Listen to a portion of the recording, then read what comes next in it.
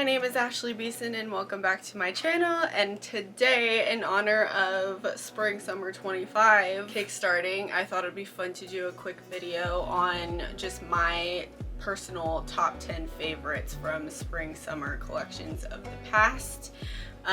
It will be a mixture of full collections or specific moments, but I thought it would be a cool way to kind of kickstart my journey through this collection, and then I'll get into like reviewing collections later, but this is a fun intro to it. So without further ado, let's get into it.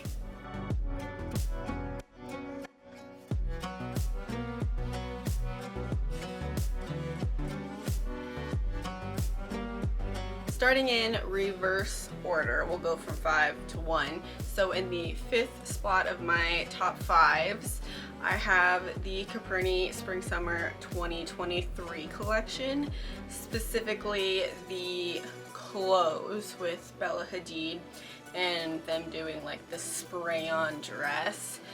I loved it. I was so thrown off when I saw the videos for that stuff. Coperni is obviously one of those houses that has moments of adding kind of crazy science-y moments to their collections, or they kind of go a little bit more outside the box with some of the things that they produce. And I thought the spray-on dress, and I know there was another look, maybe a few before the clothes, that was also a spray-on tank top, but the dress, I thought it was so fascinating to watch and to see it go from to a liquid spray state to a dress that you can cut and shape and fitted and wear. It was crazy and amazing, and I absolutely loved it. It was such a spectacle too. I'm not sure anyone was like aware that it was gonna happen. Probably not. It was a really good close to that show, and I thought that Bella did a really good job too with like maintaining her poses and doing everything that she needed to do so they could spray the dress on and then shift it and then obviously walk in the dress.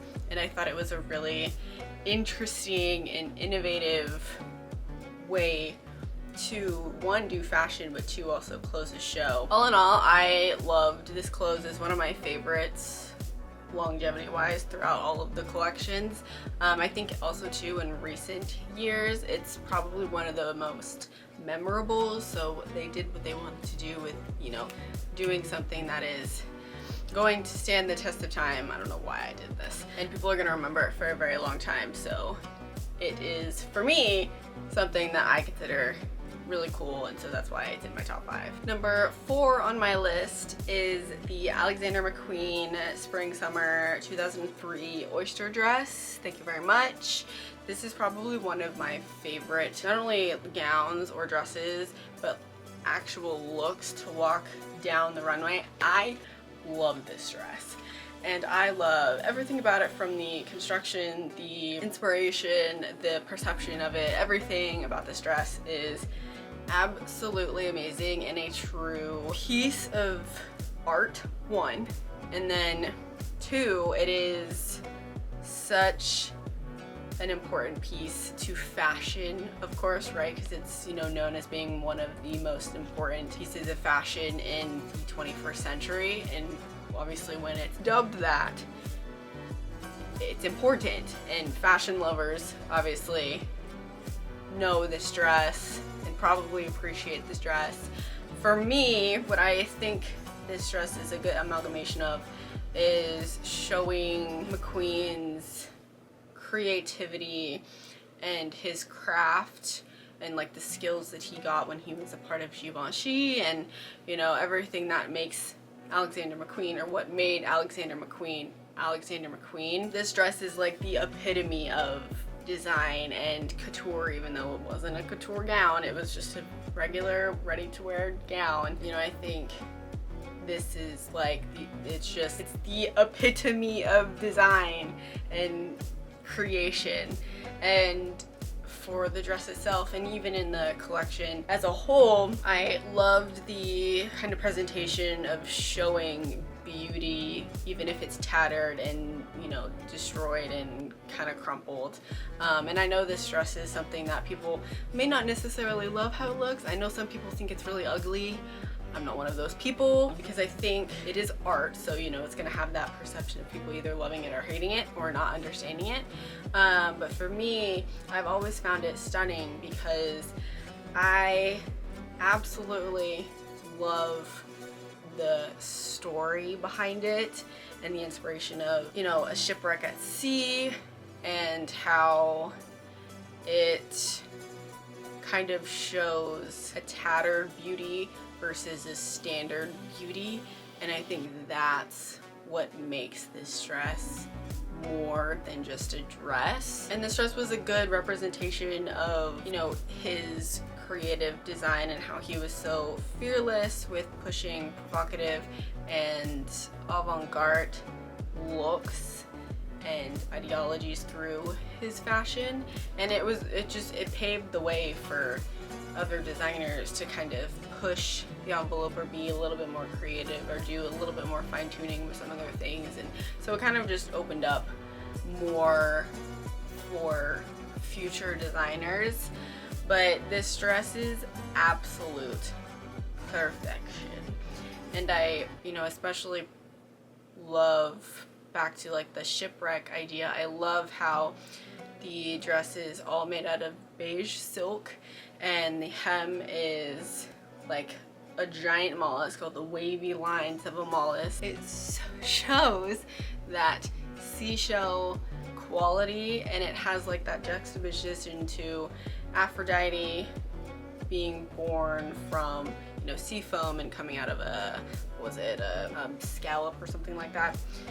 And this version, or this idea, is the opposite of, you know, beauty is a bruised pearl that is encased in a deconstructed oyster, and it's the, you know, the tumbled survivor of the violent actions of waves. And so it's just kind of like, you know, Aphrodite was obviously the goddess of love and beauty and all that stuff, and came from something more calm and beauty, versus, you know, this story, this woman comes from a tattered past, but she survived and that kind of thing. And I think the whole story of the dress is absolutely beautiful, and it's very poetic.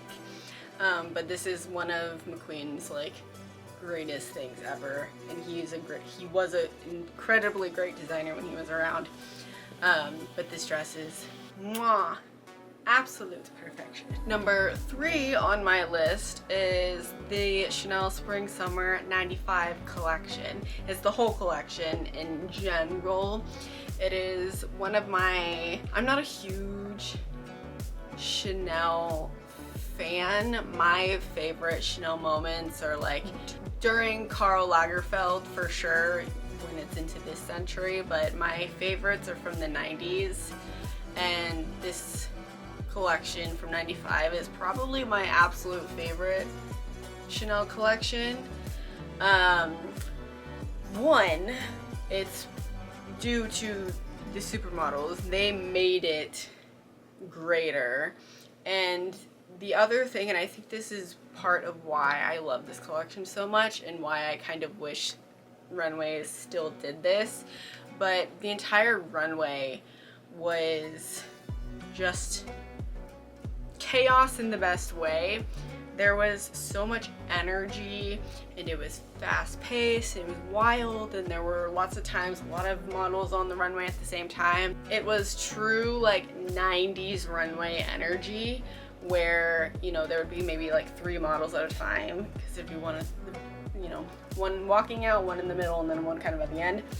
And it was just absolute chaos, and I kind of loved it, because smiling and the twirls and, you know, things that we don't see on the runway anymore was a normal thing, especially for the Chanel shows. And I know that they did one of the more recent spring summer collections, they actually kind of did a runway based on that idea of it kind of looked like a 90s collection, but it wasn't, obviously.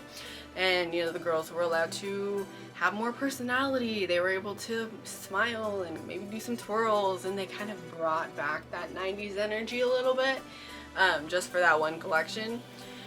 But I think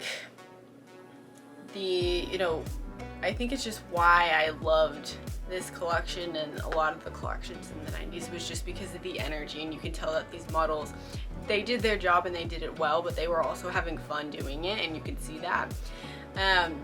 But even like aside from the actual, you know, runway, the collection is something that I absolutely love. I love the little, obviously the tweed sets and all of the little like hair things and all of the accessories, everything about it. I love the transition from, you know, the sets to the black to the swim to different dresses, and it was just a fun collection that I absolutely love. And it'd be fun to like even just recreate some of those Chanel, you know, matching mini suit skirt things. But I think what also made this particular collection wild was they closed the show with an ode to Coco Chanel. It was a photo that was taken like either in like the 20s or the 30s, and it was her wearing white pants, a dark top with layers of pearls. Her hair was wrapped, and she was, you know, wearing, you know, the small like platform sandals on the shoulders of one of her friends, smiling. And they ended the show with, I think Claudia Schiffer was the first one to be carried out, and then they proceeded to have like the rest of the models like on guys' shoulders getting carried out, and then the guys would leave and the women would stay, and then Karl Lagerfeld would come out, and it was just like absolute chaos. There were so many people on the runway, but I absolutely loved it, and I just loved the energy of that particular Chanel show, and I loved the collection itself. But it was just like such a good time to be a part of fashion because it was so lively, and I wish we could see more of that on the runway today. Number 2 on my list is the Versace Spring Summer 2018 collection. And this one was I remember it being a pretty big collection for the house, purely because, and the reason why it became what it was because it was the 20th anniversary of Gianni Versace being killed. And so the idea of this runway was to focus on his life and his eternal creation. And so the collection that Donatella put together was a reimagined and redesigned perception of some of Gianni's greatest collections that he produced from, I think, 91 to 95 was like his main era. And so she pulled together looks from the Vogue collection, the Andy Warhol collection, the My Friend Elton collection, the Icons collection, the Metal Mesh, obviously, and then the Butterflies collection, and then the Tesoro de la Mer collection. Those were all the ones that she took inspiration from and were his biggest. And so she took their motifs and put them into new designs, but the entire collection felt so Gianni, and that was obviously the point. And it was amazing, and I loved seeing all of these motifs that were from the 90s coming back and seeing some silhouettes and some reimagined stuff and seeing all of it. I loved seeing the transitions from all the different collections. I loved seeing multiple models walking out at the same time. Sometimes it was like 4 and then 3 and then 2, and I absolutely loved it. It was very much a perfect nod to Gianni and his legacy, and the fact that, you know, even 20 years later, all of these designs are still relevant and are still popular and cool and cute and wearable and all that stuff. and it was an amazing show that I will never forget, because I remember first seeing it, I was just like, oh, Versace, vintage, and I loved it.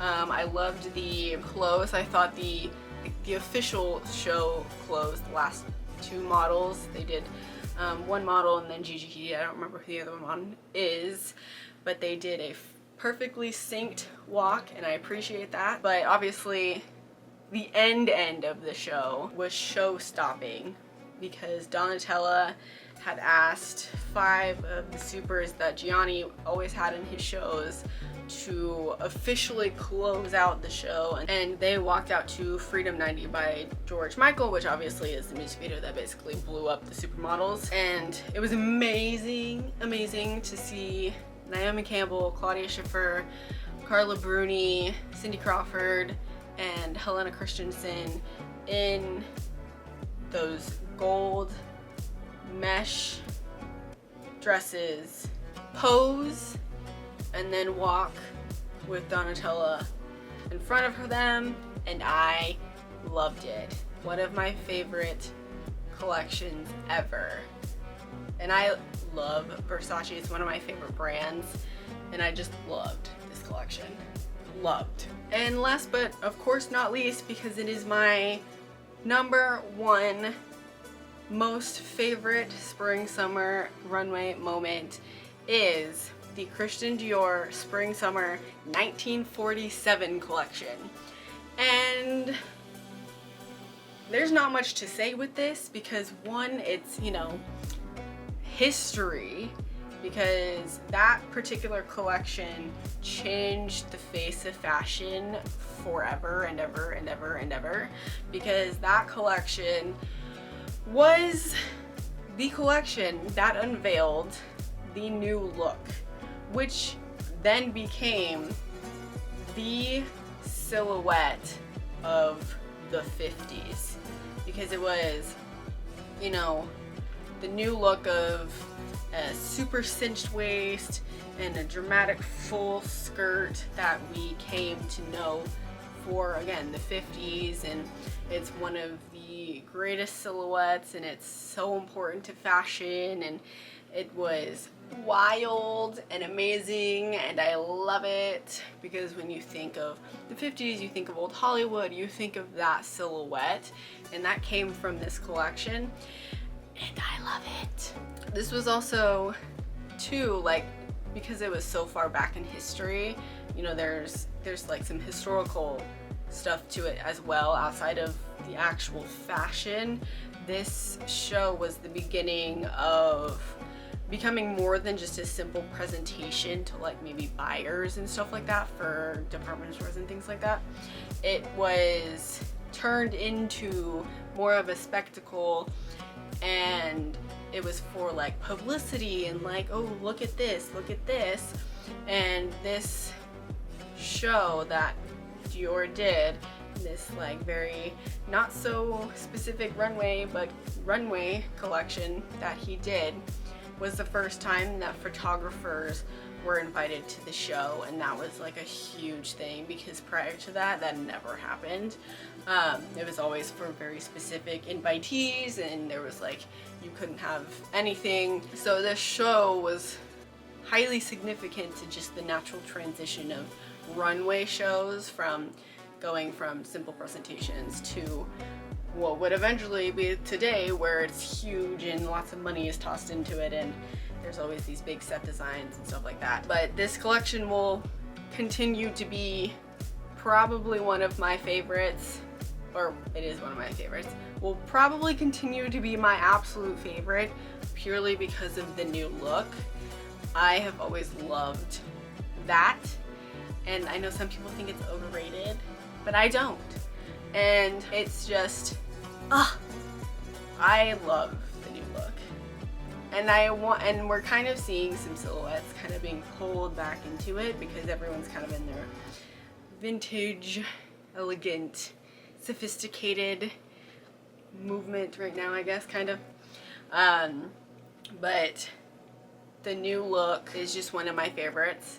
and so historically important to women's fashion.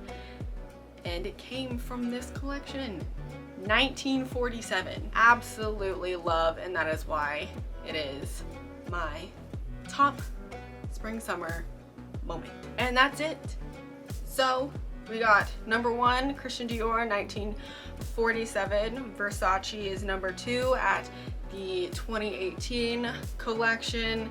Number 3 is my Chanel 95 collection. Number 4 is the Alexander McQueen 2003 oyster dress. And rounding it all out at number 5 is the Coperni 2023 Bella Hadid spray dress clothes thing. My 5 favorite top moments of spring summer thus far. Who knows if it'll change? I mean, we've got so much time, and there might be something wild from this 2025 season. Who knows? But I absolutely love these particular moments in spring summer fashion, and I'm excited to see what this next season and future seasons brings. But I would love to know what you guys thought. Do you agree with some of mine? What are your favorite spring summer moments as we get into the season? Let me know down in the comments below. And that is it. So thank you for watching. I hope you enjoyed.